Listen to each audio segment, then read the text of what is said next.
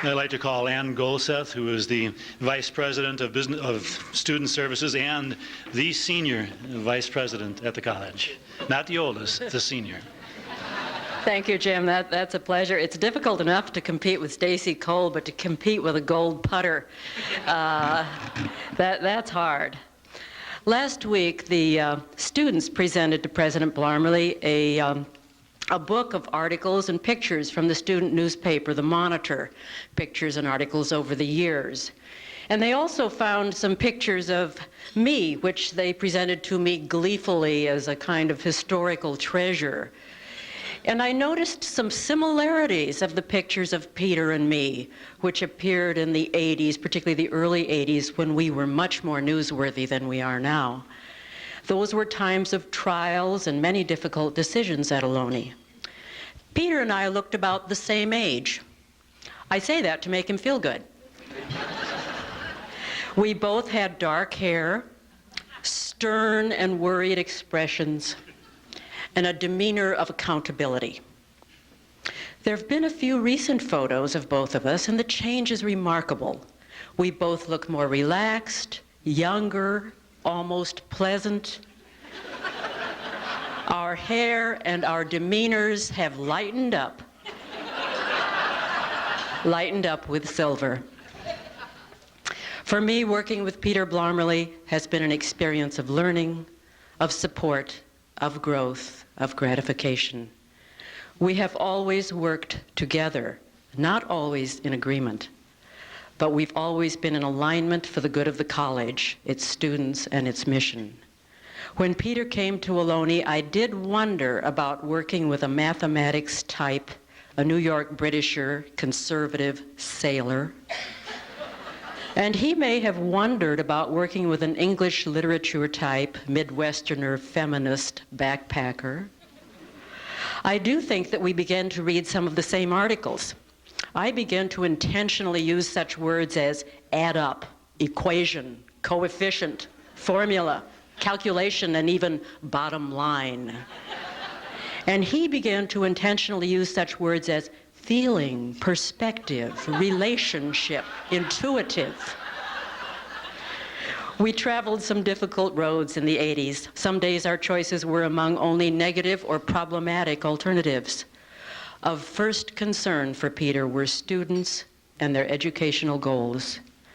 As I walk the Ohlone campus today, I'm struck with the positive changes through these times of hardship, changes that are a tribute to Peter Blomerley and all who served with him. The radio tower, the outside elevator and bridge, the emerging Fine and Performing Arts Center, the clean and maintained pool and gymnasium, the many new trees and lights and concrete stairs, the good roads and parking lots, the entrance flowers, and thank goodness, the marquee. The more important, though less apparent changes are those within the college. Its programs, its services, its people. These are changes of growth, of breadth, of diversity, of preservation, of innovation, and of possibility. I believe that colleges have lives and live as we do with ages and with chapters. Peter Blomerley came to Ohlone as the college was completing its childhood and entering the tumultuous years of youth. He guided the college during these years through many challenges and difficulties, and the college has emerged with greater strength and maturity from these Blomerley years. Like commencement, this is the end of one chapter and the beginning of another for Peter and Barbara and for Ohlone. I have been very fortunate to be a reader and no doubt a character and certainly a learner in this chapter of the college.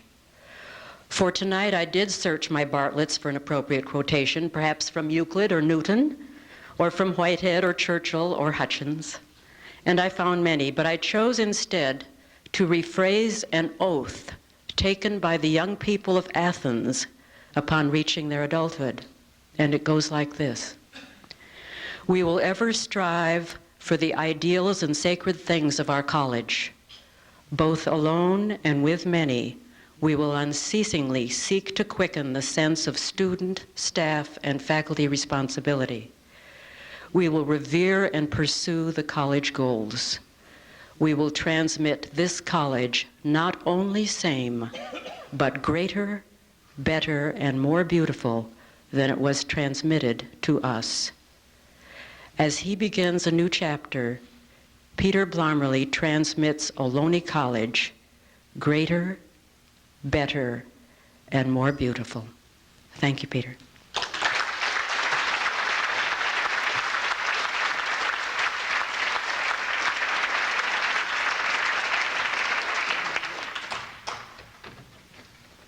Where are we now?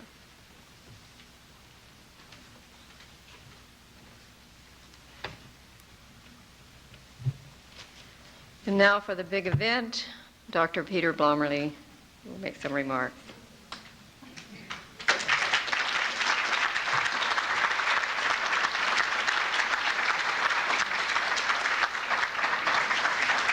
Jim and I will make a presentation after you.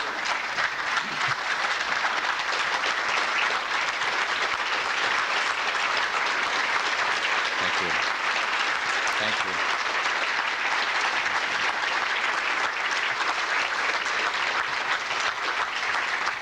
Thank you very much. Wow, I don't expect that they'll say such nice things about me until they write my obit.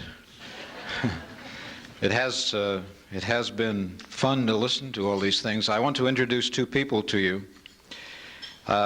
Someone arranged to pick me up in a limo tonight, and when I climbed in the limo, I found in the seat there my son and daughter. My son Michael is from Akron, Ohio. My daughter Vicki is from Rochester, New York. And I had no idea they were coming. And I will tell you that as these things have been said, I've been watching their faces. They don't recognize their dad in what has been said. But I want them to stand up and have you recognize them.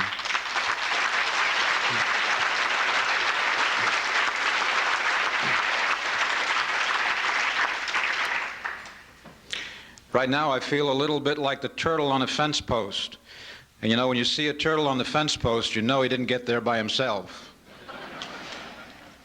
But I do want to thank you all for being here. I have mixed feelings. I'm not sure how I feel about so many people being so happy to come here and see me go. But thank you for being here. It's certainly an event I'm going to treasure for the rest of my life.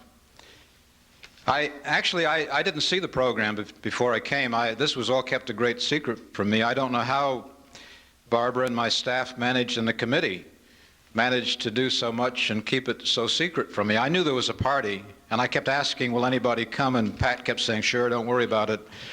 But apart from that, so I didn't know that I was to make any remarks, but I did take a precaution. Just in case it should happen to me, I picked up the remains of my graduation speech, actually. I didn't get to finish it, so I thought maybe you'd like to hear the rest of it. Actually, this business of getting old is kind of interesting. It's not at all like you thought it was or would be when you get there, but it does come home to you over the years that you are getting old, and you begin to think about things like retirement. And actually, I began to think about retirement some months ago when I suspected that my wife was beginning to lose her hearing.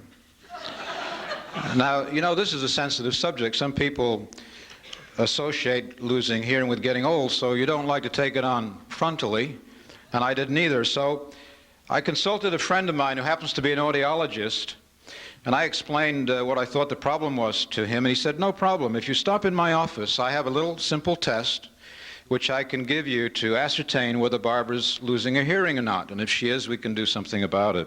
He said, stop in for a few minutes. So I did, and he just checked the level of my spoken voice. And after he had done that, he said, now, I want you to go home, and I want you to catch Barbara in a situation where she's not aware that you're there, and speak to her. Try this from 25 feet away, and then if she doesn't answer, try it from 12 feet away, and if she still doesn't answer, then just get closer. And when this is over and she finally hears you, you come back and let me know what the distance was, and I can give you an answer to your question about her hearing. So I did. Shortly thereafter, I found her working out in the garden. She had her back to me, So I stood about 25 feet away, and I said, "Barbara, what time is it?" No answer. So I followed his advice. I stepped up to about 12 feet away from her, and I said, "Barbara, what time is it?" Still no answer. Well, I was getting worried. I figured by now that I was right. She was losing her hearing. So I stepped up right behind her, and I said, "Barbara, what time is it?" Whereupon she stood up and turned around and said, "Peter, for the third time, it's 3:15.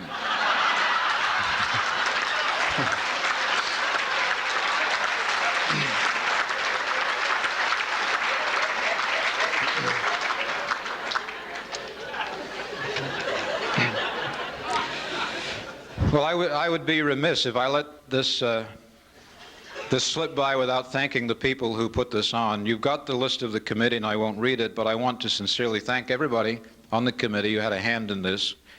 I particularly want to thank the crowd from my office, because it's been hectic, and I know it's been a lot of work. They were working right up until the last minute this afternoon on something in the back room. But I want to acknowledge particularly Pat Dagelman, who was in the skit. I won't tell you which one, but she was there. She is our office manager, Inga Bellamy from our office, and Kathy Tansley. And I'd also like to thank Winnie Vales, who is in the foundation office and also had quite a hand in this.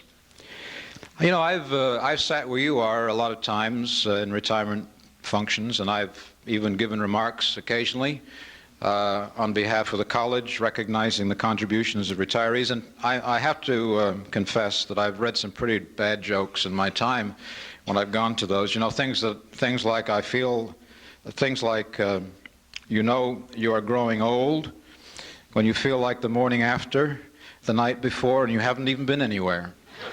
There are lots of signs along the way. Your back goes out more than you do. Everything hurts, and what doesn't hurt doesn't work. The gleam in your eyes is from your bifocals. One of my favorites is, you know you're growing old when you can sing and brush your teeth at the same time.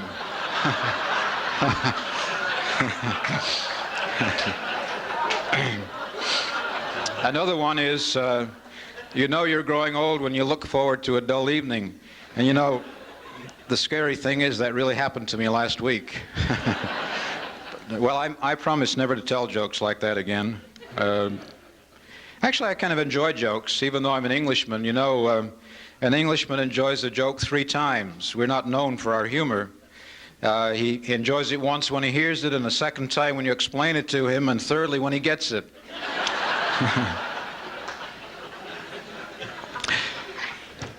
But in any event, I promise never to tell those kind of jokes again. Somehow they seem more serious to me than they used to. But I want to acknowledge here this evening that public education has really been good to me. And many of you I know have participated in public education. Some of you know my story. I've given it before, but it bears repeating, I think, because I did really come to this country as a foreign student at the age of 17 on my own. And pretty much was on my own from that point through, and could not possibly have made it had it not been for American public education and its opportunities. Those opportunities are still there, possibly even better than they were in those days. I've graduated from a public university. I graduated from a private university. But even in the latter case, I did it on a public fellowship. So it's been good for me.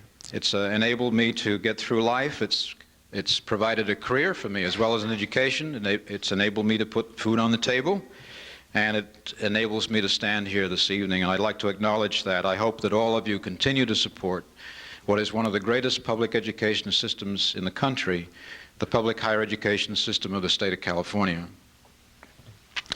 I'd also like to recognize again all of you who are here. I guess you come to a point in life where you realize that people are what really matter. And as I look around, there are so many memories associated with the people that I see here in the audience. As I look at each one of you, there's a story that goes with that part of my life. And I really thank you for being part of my life. Finally, I know you don't want to stay here for the rest of the evening, so I'll put aside what I brought and just finish up. But it seems to me that when you've come to an occasion like this, you deserve more, to go home with more than just the indigestion, that you'll carry with you. And so I'm going to leave with you a bit of philosophy. And this is the story that takes place in Africa. Every morning in Africa, a gazelle wakes up. It knows it must run faster than the fastest lion, or it will be killed. Every morning a lion wakes up. It knows it must outrun the slowest gazelle, or it will starve to death. So it doesn't matter whether you are a lion or a gazelle. When the sun comes up, you'd better be running. Thank you very much.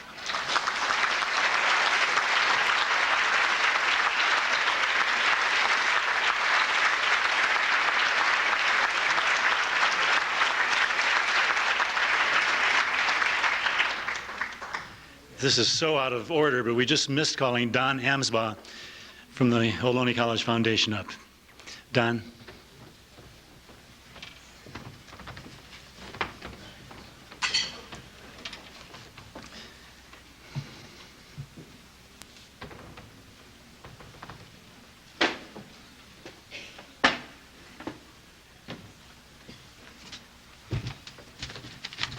Thank you, Jim. It's a little anticlimactic after that. Don't want to keep you too long, but someone reminded me while I was here this evening. Charlie Brown, the comic strip Peanuts, was sitting on the curb somewhat dejectedly. He said, you know, doing a good job around here is like wetting your pants in a dark suit. It gives you a warm feeling, but no one notices. Peter, that's not true with you.